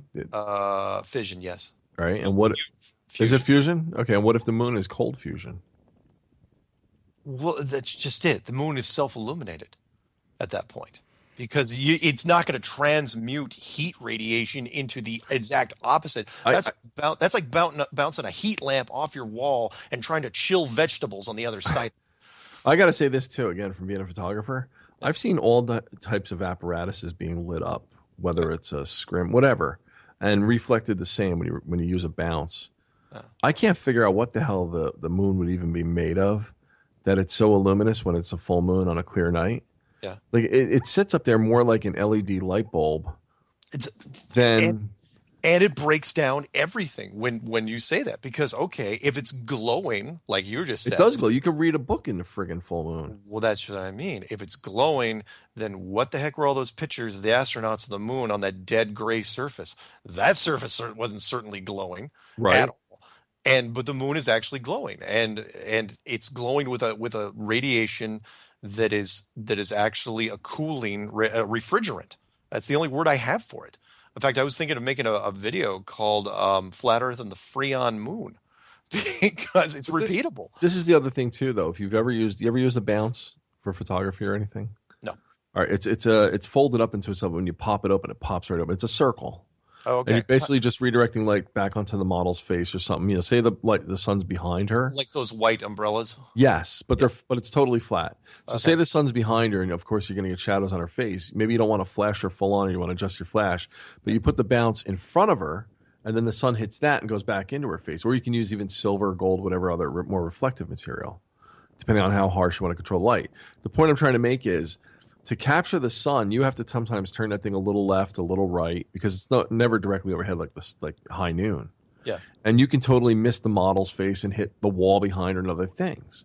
What I'm saying is, how come every time there's a full moon or any kind of moon, the sun at the angle that it's at going over the horizon, now I'm going by the round Earth model. Yeah. Where the sun is setting in that direction, it should be hitting the moon on an angle. The sunbeams should deflect the other way, not down back onto Earth directly. Yeah. Unless the sun is always diametrically opposed or in conjunction to the moon at that time. Yeah. You see what I'm saying? Like, I'm saying the properties of the moon, to me, doesn't look like a refraction or reflection of light. It looks like a glowing light bulb. It's its own freaking light source. Yeah. And again, once people kind of get their head around that, it breaks down everything else.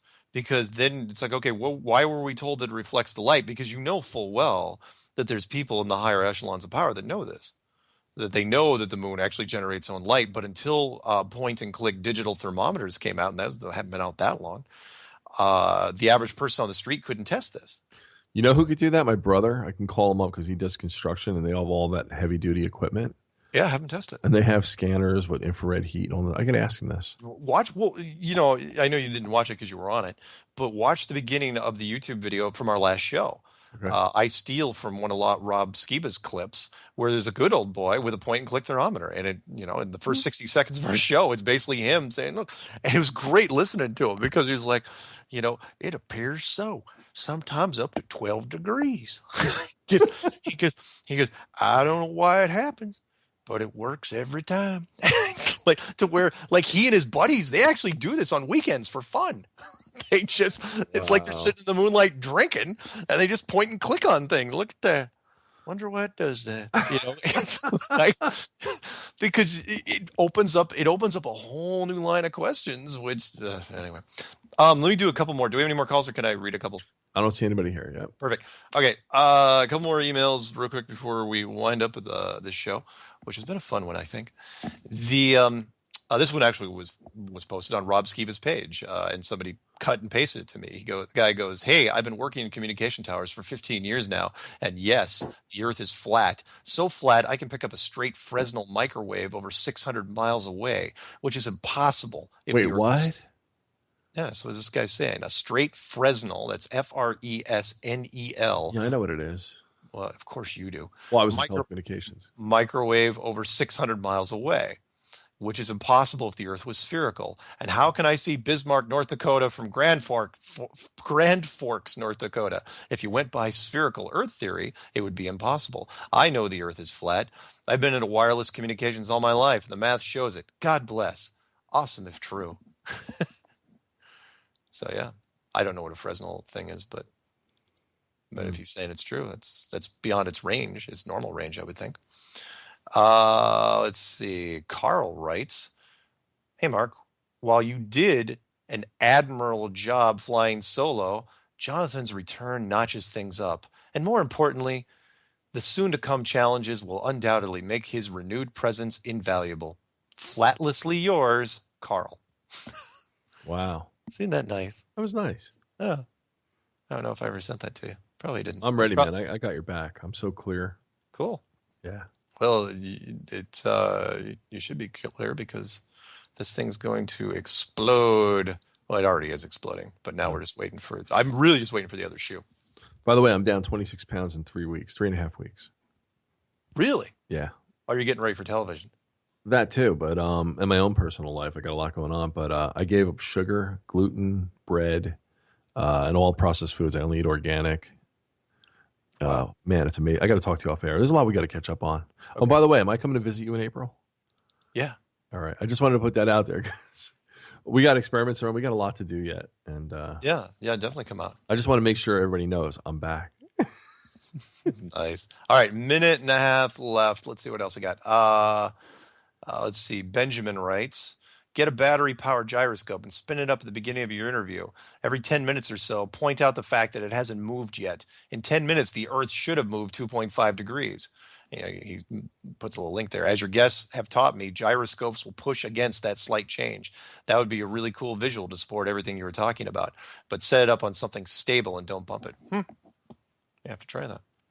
So wait, is he saying in theory that wherever you start spinning it is level at that point, and then as the Earth rotates, it's going to go out? Is that what he's trying to say? I'm not. That's what he's trying to say. I don't. So I'm gonna have to look into that one.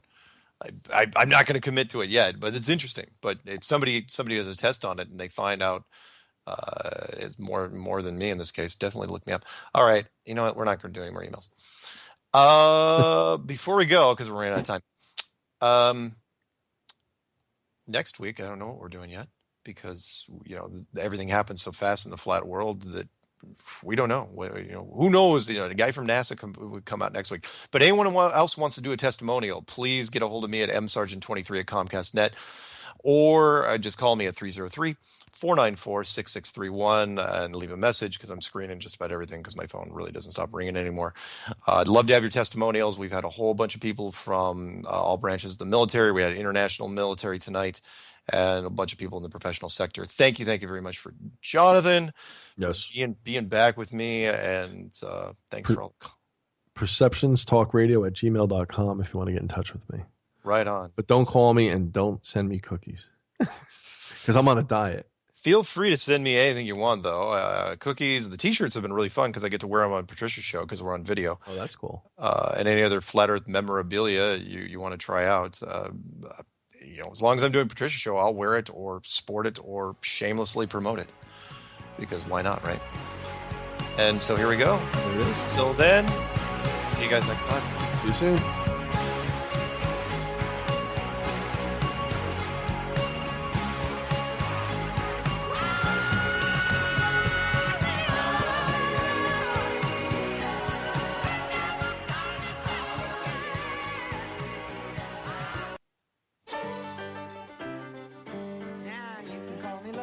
Lucky's my name. Singing and dancing, that's my game. I never did a whole day's work in my life, still everything seemed to turn out right. Like a grasshopper on a summer's day, I just love to play and pass the time away. 'Cause I was born 'neath a lucky star. They said I'd go far, making people happy, that's my favorite game. Lucky 7 is my natural name. Slipping and sliding my whole life through, still I get everything done that I got to do. 'Cause I was born 'neath a lucky star.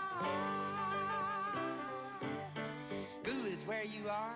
Oh, that's not hard. Let me show you something. You multiply 7 times 1. I got 7 days to get that problem done. Multiply 7 times 2. Take 14 laughs when you're feeling blue. Multiply 7 times 3. A 21-day vacation, you can play with me. Multiply 7 times 4. You got 28 days, that's a 1 month more to pay the mortgage on your store. Don't worry, something will turn up, yeah. Multiply 7 times 5. I don't know how you did it, but man alive, that's 35. Multiply 7 times 6. Grab a stick and make a 42, clickety clicks. Multiply 7 times 7. Take 49 steps right up to 7 heaven. Multiply 7 times 8. They got 56 of flavors and I just can't wait. Multiply 7 times 9. 63 musicians, all friends of mine. Multiply 7 times 10. And that brings you right back to 70 again. You know, I think that's important. There's a trick there somewhere. Multiply 7 times 11. Even a rabbit knows that's 70 plus 7. Multiply 7 times 12. You got 84. And isn't that swell? I'm gonna try 7 times 13 just for fun. 70 plus 21. 7 times 14 must be great. Well, exactly, that's a 70 plus 28. 7 times 15, man alive, that's 70 plus 35, 105. Man, this stuff is simple, no jive. You got it. Now I gotta fly. Excuse me, folks, I'm saying goodbye. I sure do thank you for the huckleberry pie. Take it home, boys. Remember Lucky 7 Samson, that's my natural born name. If you should ask me again, I have to tell you the same.